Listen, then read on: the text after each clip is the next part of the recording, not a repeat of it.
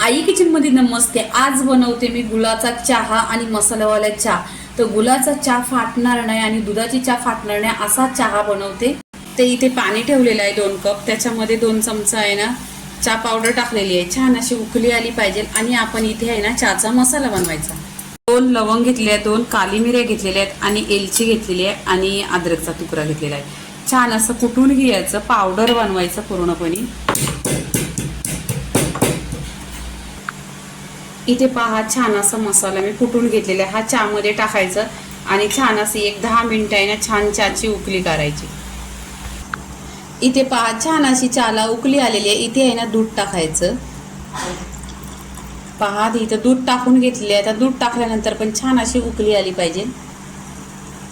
इथे पहा चहाला छान अशी उकळी आलेली आहे आणि मसालावाली चहा आहे, दुधाची चहा आहे आणि गुळाची चहा आहे। तर मी इथे आहे ना आता गूळ टाकणार आहे। तुम्ही पहा गॅस चालू असणार पण दुधाची चहा आहे ना आणि गुळाची फुटणार नाही।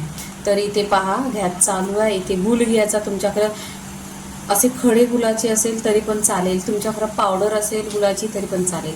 इथे पहा इथे गूळ घेतलेला आहे, तुमच्या आवडीनुसार तुम्ही घ्या, 2 चम्मच 3 चम्मच। इथे गूळ टाकायचं आणि छान अशी मिक्स करून घ्यायची आणि चहा आता कपात ओतून घ्यायची। इथे पहा पूर्णपणे असं दुधात आहे ना आणि दुधाच्या चहामध्ये गूळ असं विरघळलंय। आता आपण इथे कपात ओतून घ्यायचा चहा। इथे पहा कपामध्ये चहा ओतून घेते, मसाल्यावाली चहा आणि दुधाची चहा। इथे पहा एकदम छान असा कलर पण सुरेख आलेला आहे आणि गरम गरम चहा। इथे पहा इथे दुधाची चहा आणि गुळाची चहा आणि मसाल्याची चहा झालेली आहे, फुटलेली। लाईक करा, शेअर करा, सबस्क्राईब करा आणि नेहमीच पीत राहा। धन्यवाद।